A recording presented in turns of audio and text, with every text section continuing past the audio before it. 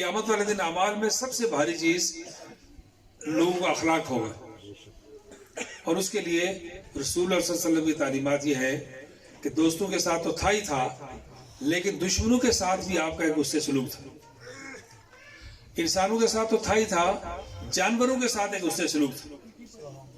जब फतह मक्का हुई तो कायनात की सबसे बड़ी फतह थी, और उस फतह में जब मक्का के करीब पहाड़ से उतर रहे थे, दाखिल हो रहे थे, तो हुजूर ने हजरत बिलाल को आवाज दी, बिलाल आपने अर्ज की, या रसूलल्लाह मेरे माँ बाप कुर्बान हो, इरशाद हो।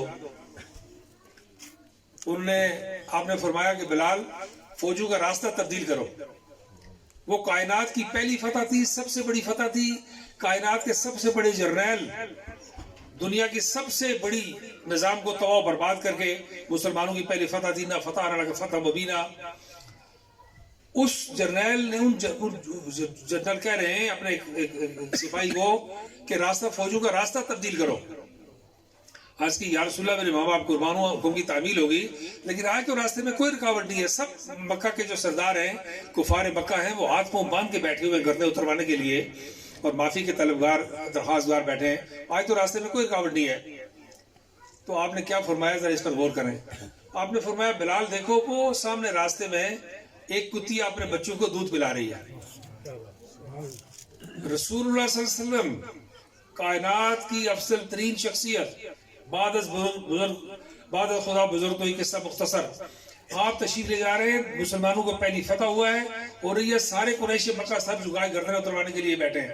आपने फरमाया वो सामने एक अंग्रेज कैट से, एक मुसन्निफ है बरतानिया का, उसने हजरत बिलाल पर किताब लिखी, उसमें ये वाक़ा दर्ज किया है।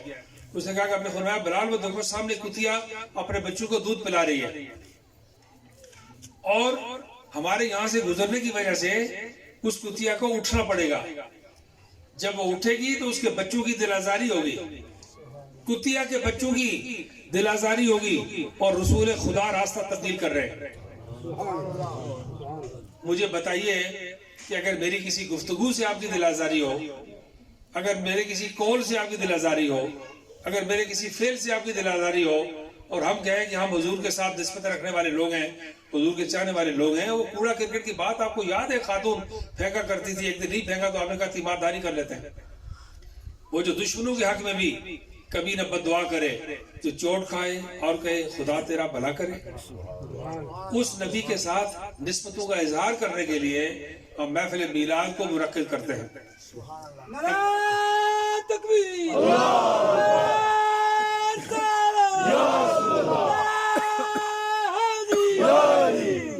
तो मैं कोई ज्यादा लंबी बात नहीं करना चाहता, बड़े सफर भी और फिर और भी मसरूफियात हैं, और आपको डिस्टर्ब भी नहीं करना चाहता। अगर मुझे ज़्यादा देर बैठना होता तो मैं थोड़ी देर तफसील से बात भी करता। मैं सिर्फ आपसे इतनी बात करके बात ख़त्म करना चाहता हूँ कि अपने दिलों को कुशादा करें, एक दूसरे पर फराख करें।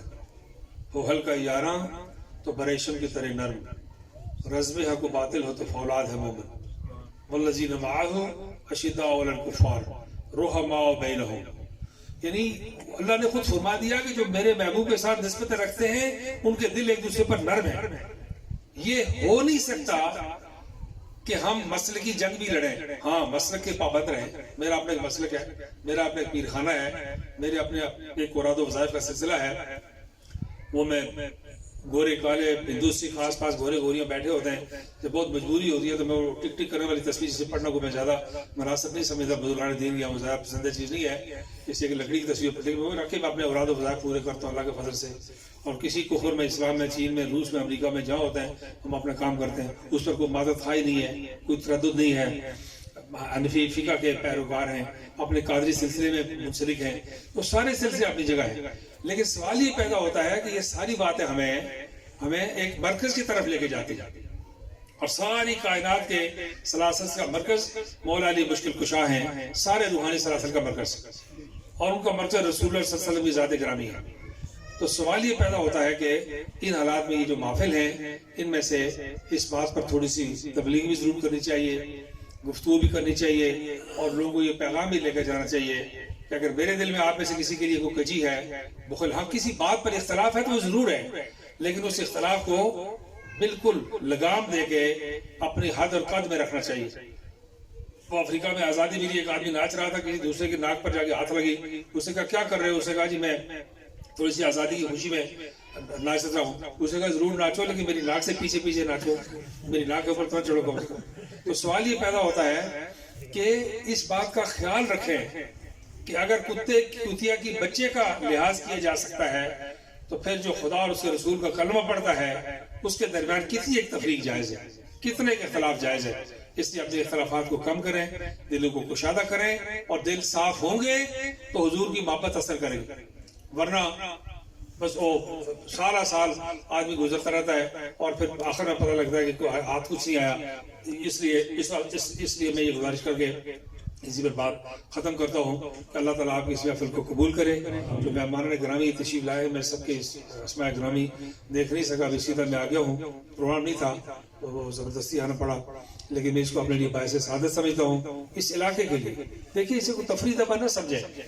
ये जो पत्ता पत्ता है, बूटा बूटा है, रेत का जर्रा जर्रा है, जब आपके और मेरे अमाल में क़यामत वाले दिन गवाही देंगे तो वो ये लिखेंगे, फरिश्ते बताएंगे कि परवरदिगार आलम, हम गए शादी में थे, पाजीदार थे, ये हमारे बच्चों की शादी में आए थे, हमने जवाब में जाना था, लेकिन रात में हमने फैसलाबाद से आए हुए मेहमानों के एजाज में महफिल थी और हमने रात को अल्लाह और अल्लाह के हबीब का जिक्र बुलंद किया है, रसूलुल्लाह के नारे लगाए हैं, पैंजन पाक का जिक्र किया है, अज़वाज मुतहरात का जिक्र किया है, अहले बैत अतहार का जिक्र किया है। तो ये पत्ता पत्ता बूटा बूटा गवाही देगा और उसका कोई पत्ते फूल फूल या रसूल, पत्ते फूल फूल या रसूल। तो मैं इसी के साथ, इस दुआ के साथ, अल्लाह ताला आपको और हमें सबको इन मुहाफिल से पूरी तरह कमा हक हो मुस्तफीद होने की तौफीक अता फरमाए। अल्लाह ताला हमें निस्बतों को मजबूत करने की, अवला निस्बतों को समझने की तौफीक अता फरमाए, फिर इन निस्बतों को मजबूत करें, उन पर पैरा देने की तौफीक अता फरमाए, और खुदा करे कि ये निस्बतें क़यामत तक, आखिरी दुनिया के इंसान तक हमारे आने वाली नस्लों को नस्ल दर नस्ल नसीब हों। व आखिर दावाना अल्हम्दुलिल्लाहि रब्बिल आलमीन।